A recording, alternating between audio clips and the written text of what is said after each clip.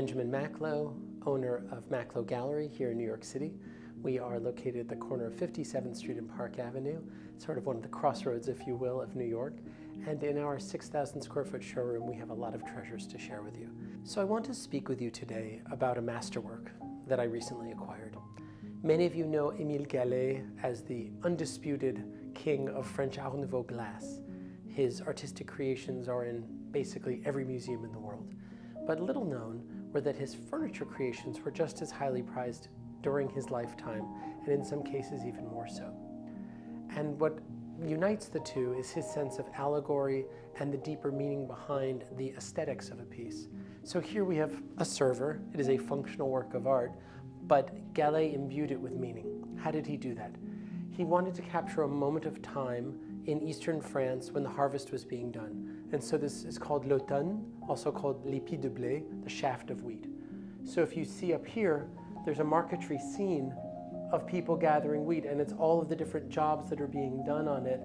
The one thing missing is the child labor that would have been necessary to do the gathering of wheat at the time. Gallé was not in favor of child labor, so he left it off of the composition. So this also has a little bit of a social statement in it, but it shows Gallé's mastery and very assured hand using the old technique of French marquetry. It's here, and then it's here as well.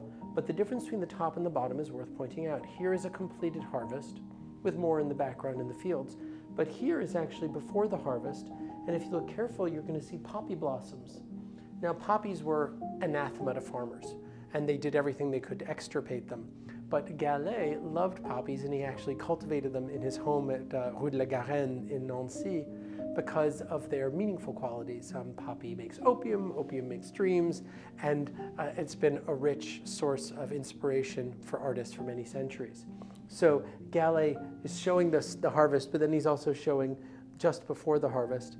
Even more interesting for me is that this is a piece in multiple media. In addition to the carcass of the wood that's done, you've got the marquetry, and then you have this beautiful carving on the side, but the piece is more impressively, if you will, pointed out by this extraordinary bronze work that shows the shafts of wheat.